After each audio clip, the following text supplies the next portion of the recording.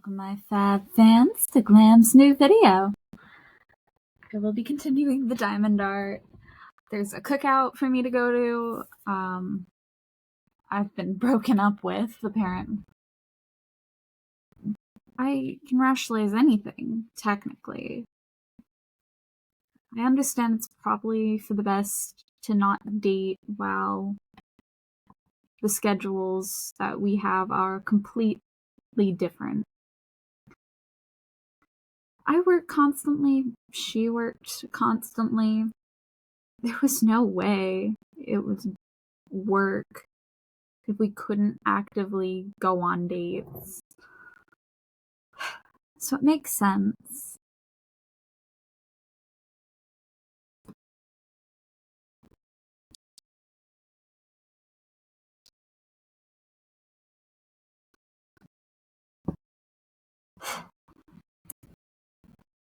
But I have a cookout to look forward to. I made cookies.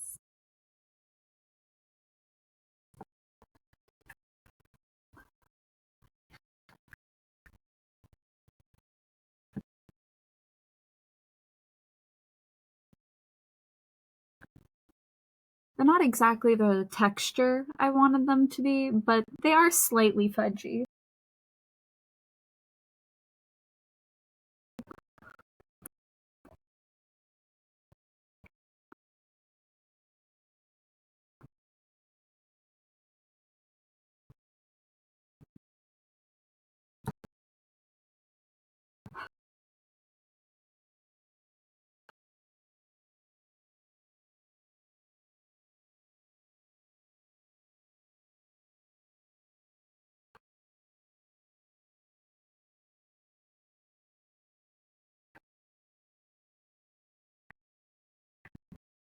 But I think another thing I should think about was,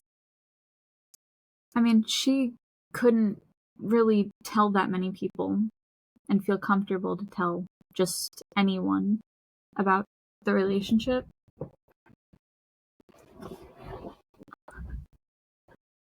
One thing my best friend always says is a bisexual woman is most likely not ever gonna date you. They're probably gonna go for a man. Which, hearing that while I was in a relationship kind of was soul crushing to hear.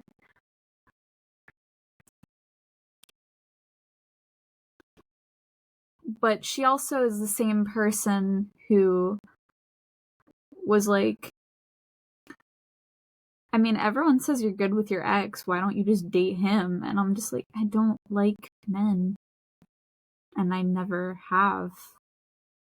I wasn't even sad when we broke up. This is the first time I've ever actually been sad about a breakup. Usually I feel absolutely nothing, or relief, but I finally don't have to deal with the other person.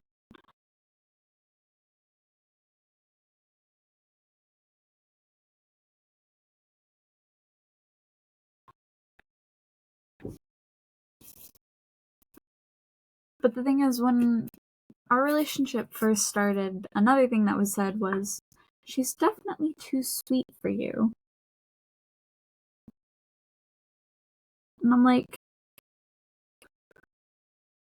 I'm not mean, necessarily. I'm just not all there. A lot of people seem to think I'm insulting them when I'm trying to give them compliments or motivate them, which is just means I'm suck at communication. And sometimes when I try to explain myself, it makes it seem like I'm insulting them more, which sucks. That my form of communication is so different than everyone else's. It makes it hard for me to communicate in the first place.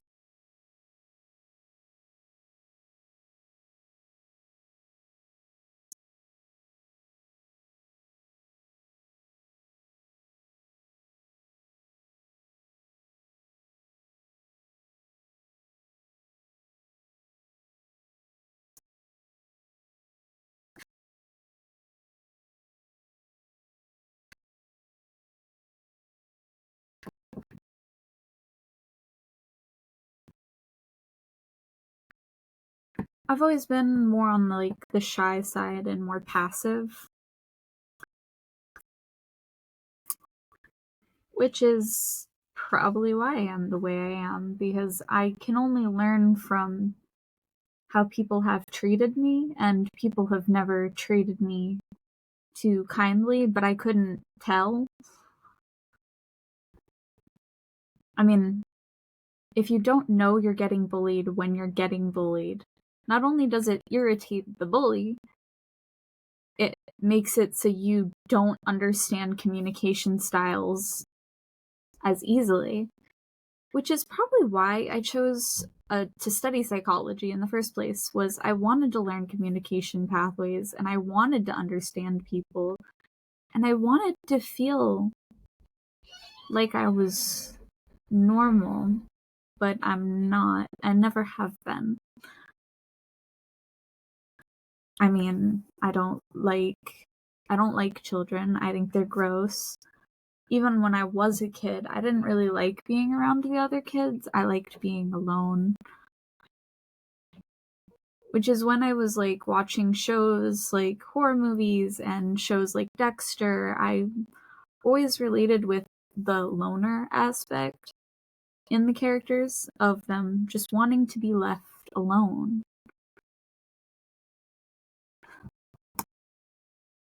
But you also get lonely when you're completely alone.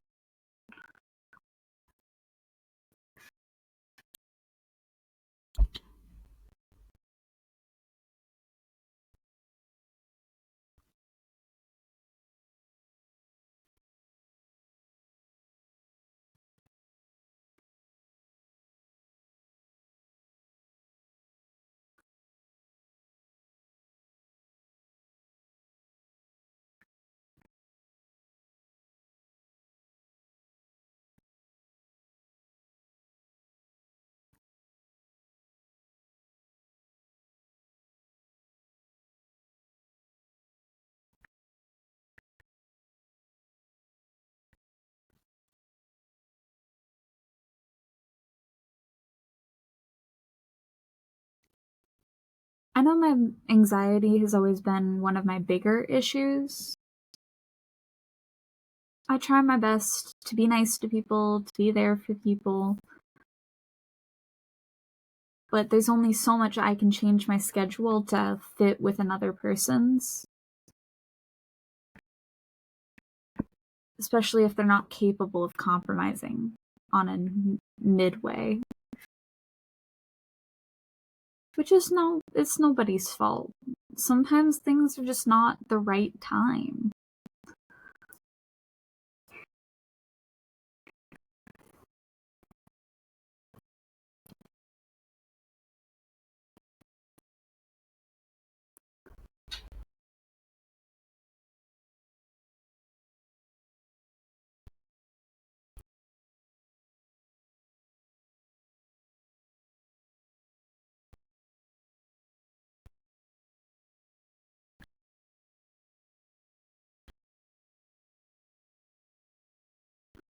My first time actually attempting to date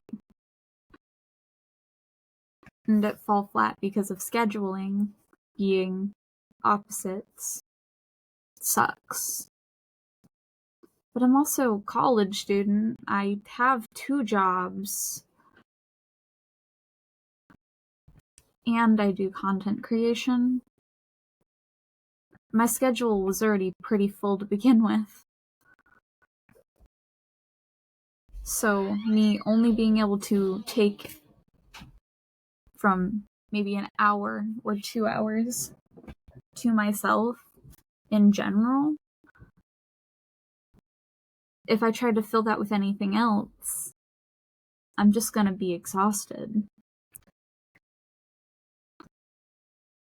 And I'm not gonna skip out on sleep. It's unhealthy to not sleep. That's when your body does all its healing, especially after I was injured so badly during the car accident. I'm still not even fully recovered from that.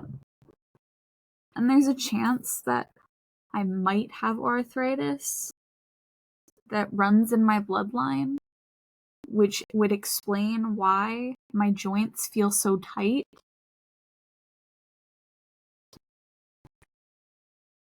Is scary.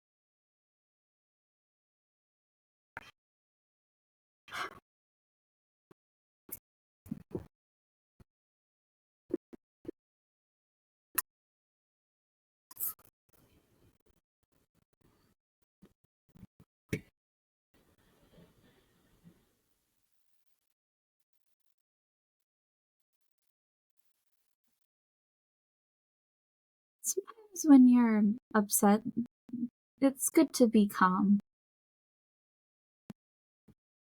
I've had a hard week, and I mean, it's not like it got any better. I had nothing to really look forward to, especially after my days went so bad. Because I tried to make plans to go out for once, and then that fell through because of me being busy. I slept in, so I missed our time to be able to meet.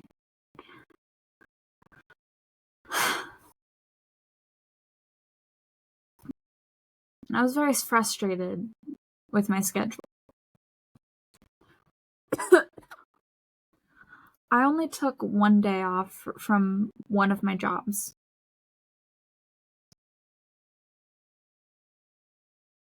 And the reason I even took it off in the first place was for school.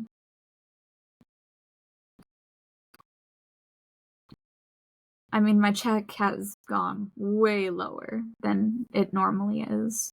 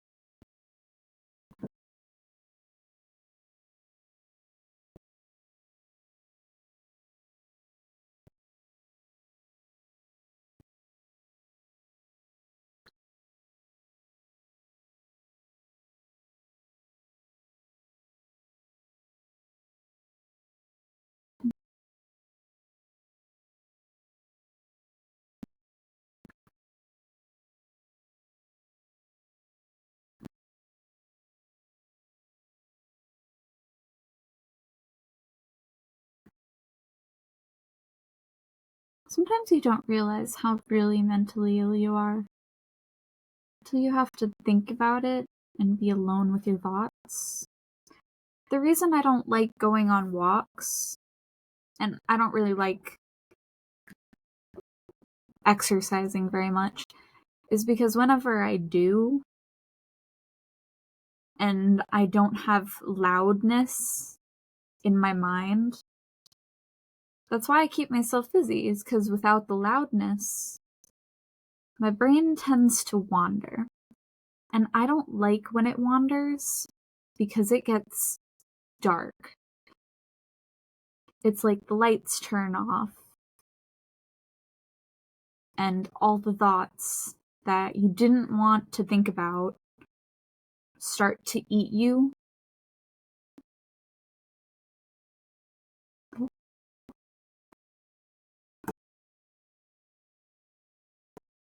Dark thoughts are very scary.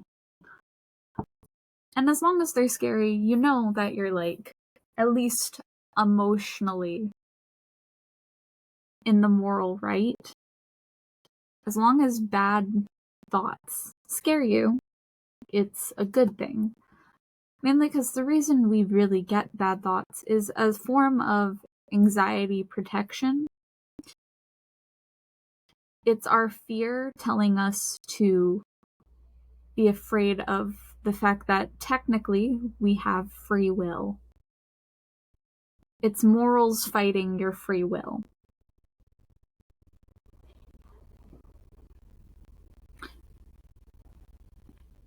Because if you think and see yourself stabbing someone and you don't want it to happen because you actually don't want them dead and you never have, and it disgusts you that your brain even thought of that, it's a good thing that it's gross to you.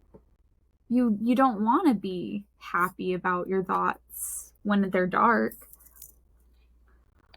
Sometimes my thoughts scare me, and sometimes they're really torturous,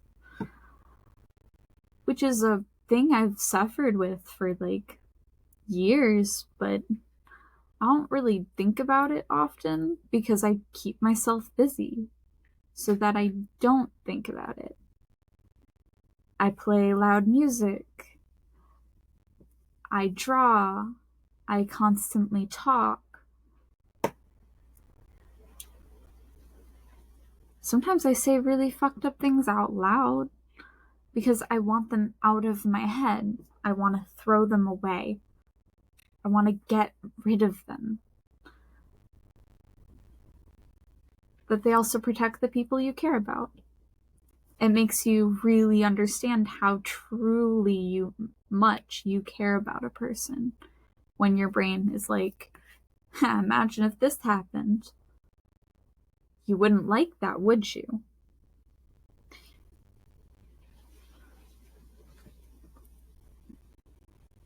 Good, good, now protect them type thing.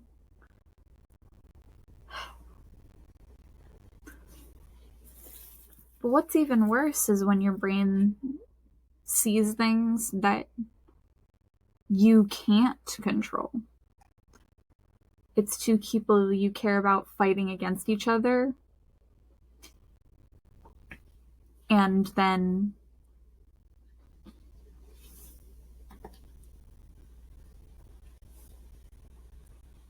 you can't do anything. You can't stop them without either getting hurt in the crossfire or hurting one of them, and you don't want that.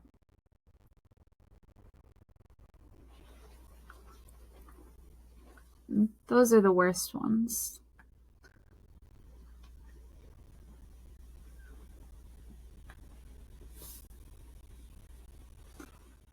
I do a lot of tarot readings and stuff because they are a way to calm myself down about the future.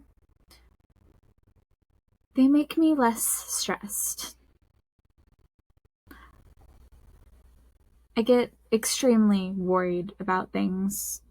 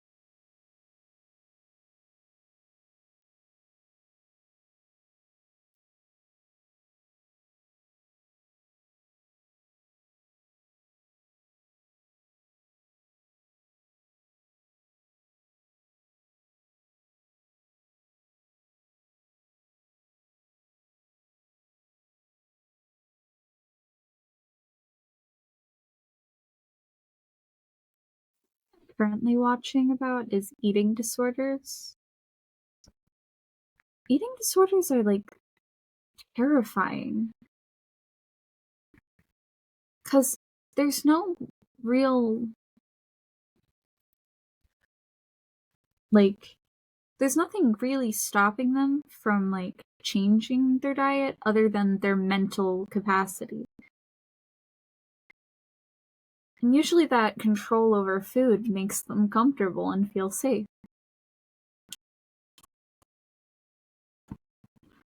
Which is baffling, but also understandable.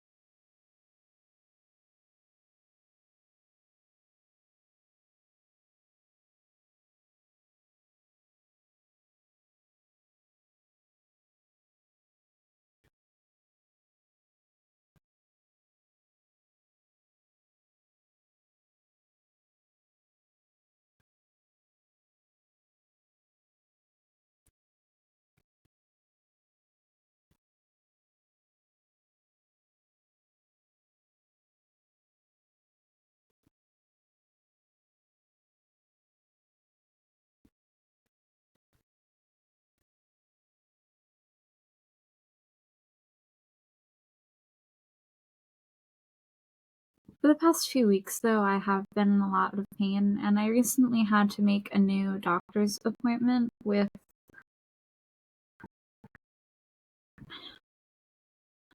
I thought the paper said I didn't have to go back and that I didn't have to make any more appointments, but then they were like, no, she should be in more appointments. And I was like, but, like, I don't want to. I don't like going to doctors. It's not that the doctor's bad. Actually, they're one of the best doctors I've ever been to. But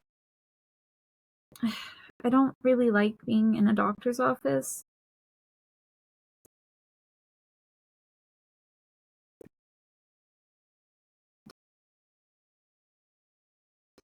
I have a very difficult time going to doctors, and usually I wait until I feel like I am at my wit's end. Nobody's around to comfort me, and I feel alone. Getting sick when you're alone is like the worst feeling. You don't feel supported, you don't feel like you're getting help, and you don't feel like you're getting better because you can't even feed yourself. Whenever I get sick, I don't eat at all, which some people are like, how? And it's because whenever I get sick to the point where I am nauseous. Whenever I get ill, it's usually the biggest symptom is nausea. And well, when I'm nauseous, I can't eat anything. Can't drink anything.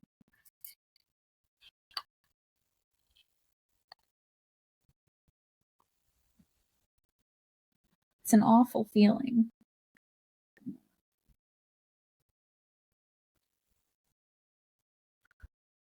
Same thing happens when I'm upset. I look for comfort foods because they make me comfortable. The only reason I even try new foods is because my mom's always made it seem like the worst that can happen is you don't like it and you can give it to someone else. And that's what keeps it that's what keeps me from being from like not trying new foods. I like trying new foods because I know that even if I don't like it, someone is bound to. And I'm also not that picky as a person. I like flavors of most vegetables.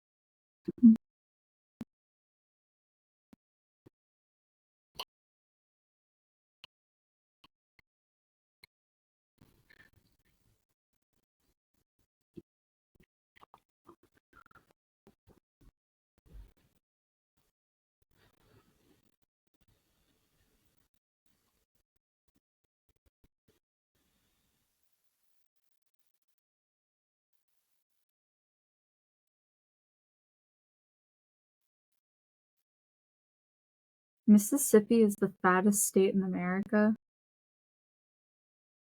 Damn.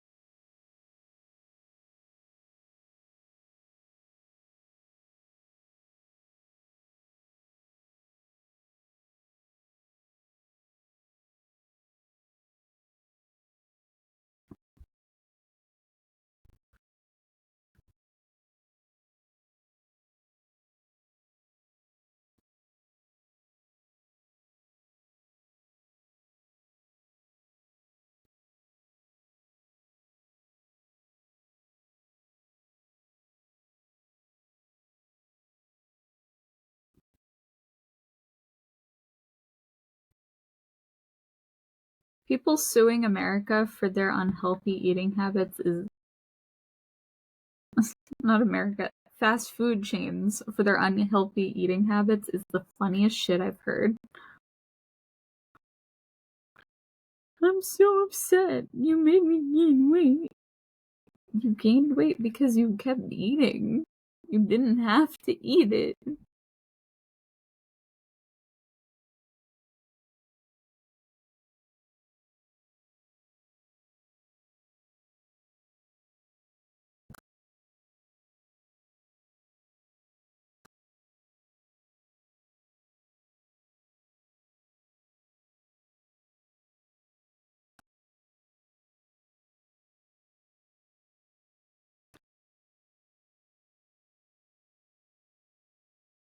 McDiet.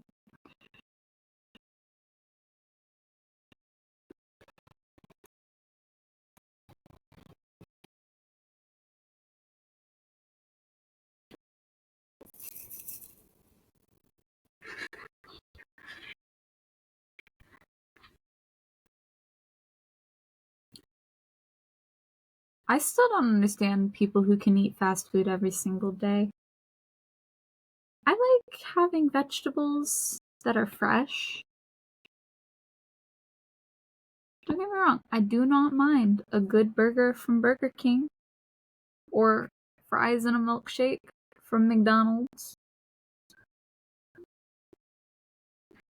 And I do eat KFC, okay? I do not like to because I kind of find it gross.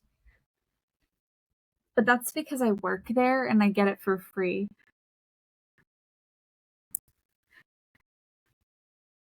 And also I have to make it myself. I have to make my meal myself, so it's just not as satisfying as if I was to just order it, you know?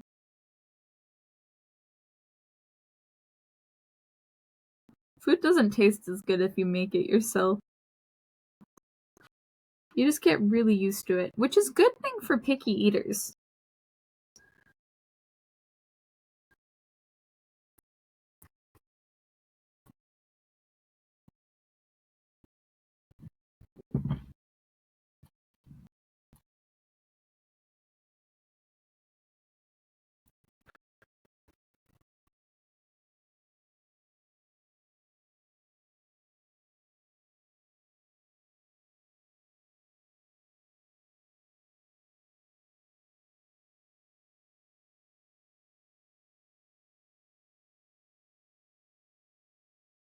The Maze Runner's free now to watch.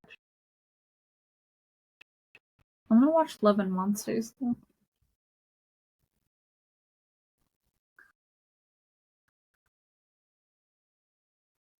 Mainly because I've already watched The Maze Runner.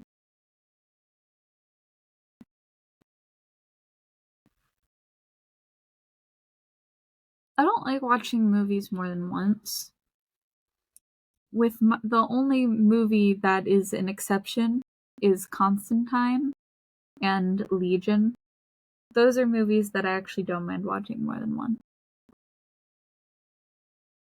I don't know why, but they're still entertaining even after the first, second, and third time.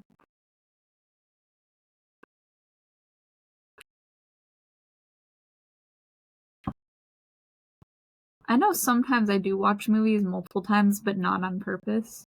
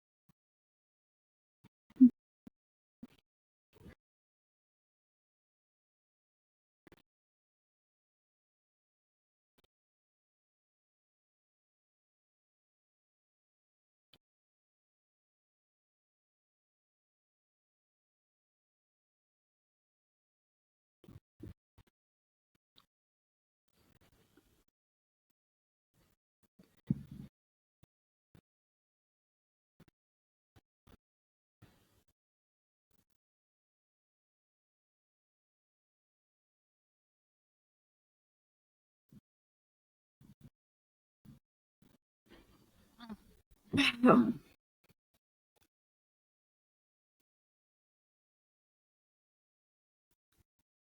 remember there was this one movie called The Hundred. It was a series. And they were like, yeah, the reactor plants, they're gonna blow soon if nobody fixes them. And I'm like, is that true? If the world ends, would all our reactor plants just shut off and blow up? Is there no like automatic systems set in place to shut them off like safely to prevent a meltdown? I feel like we need a better way to prevent them from like becoming a Chernobyl in case of the end of the world. And they basically were like, yeah, this is the last place on this planet that has plant life.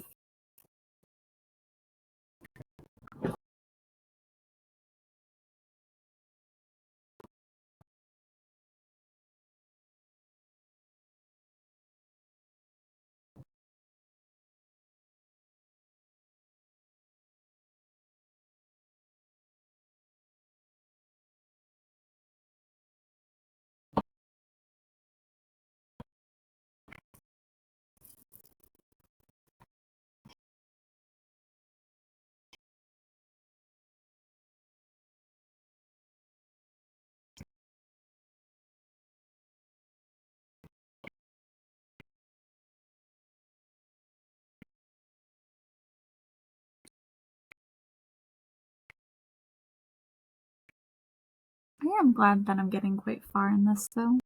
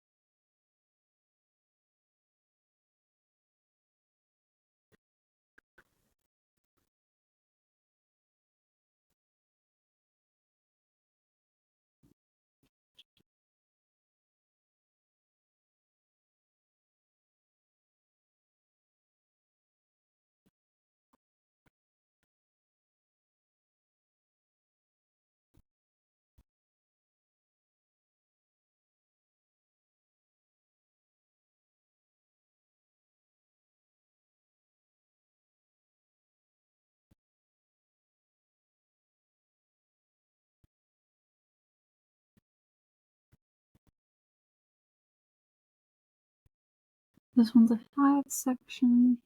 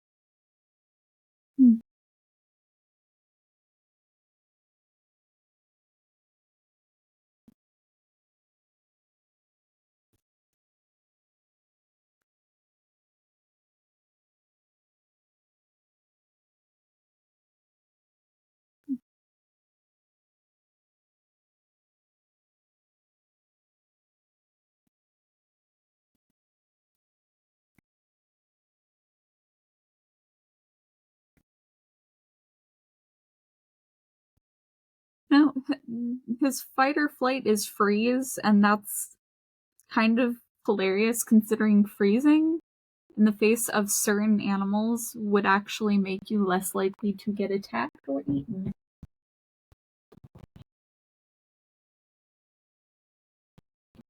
As bugs are very motion based.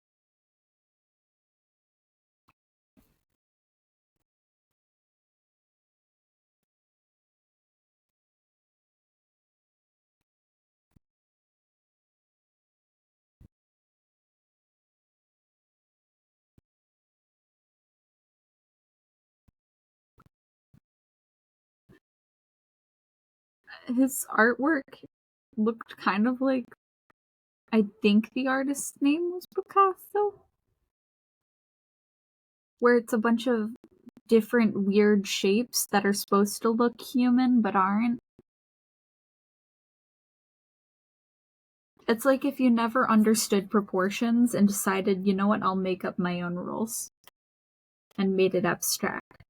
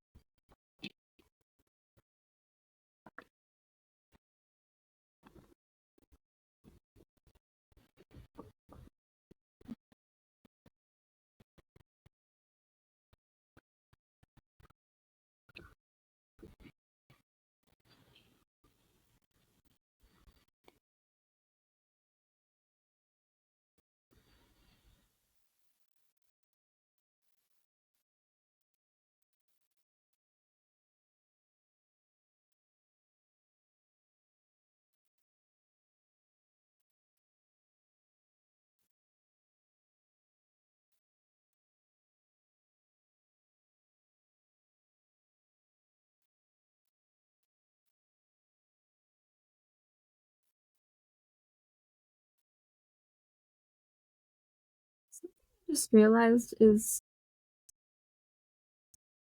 I feel like they were aiming for the head of the ant, but ants' hearts are in their ass. I remember learning that from this ant movie.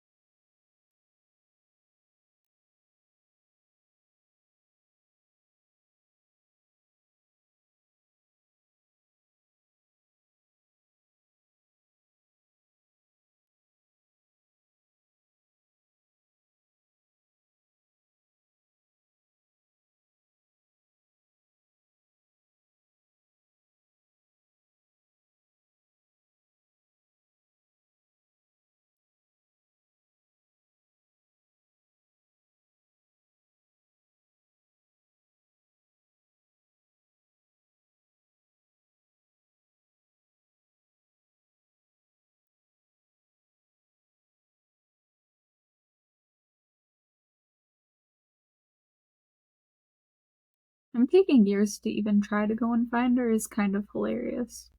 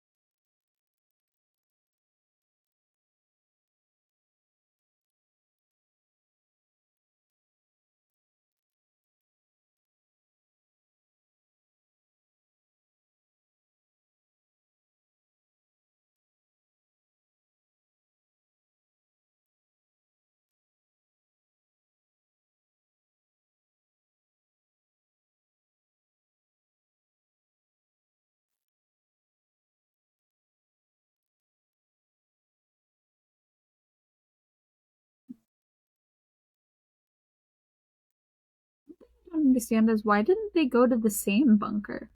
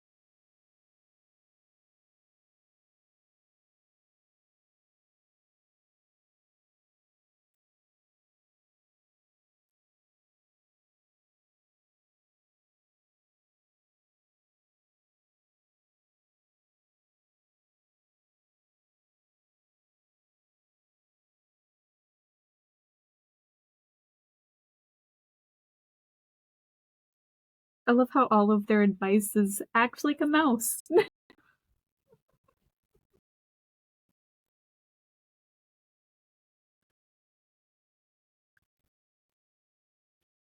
There actually is one kind of mouse that does fight, and it kills predators like 3 times its size. But it's really tiny and cute.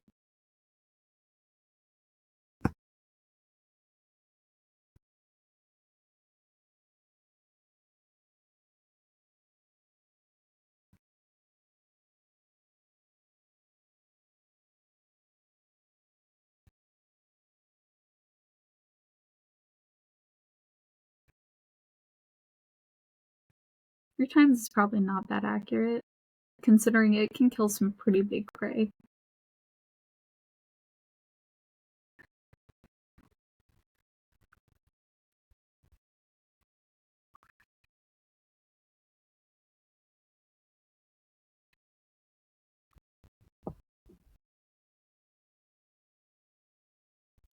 Anyway, I think I'm gonna end this here. Peace, love, have a good day, my fab fans, and I'll see you in the next video.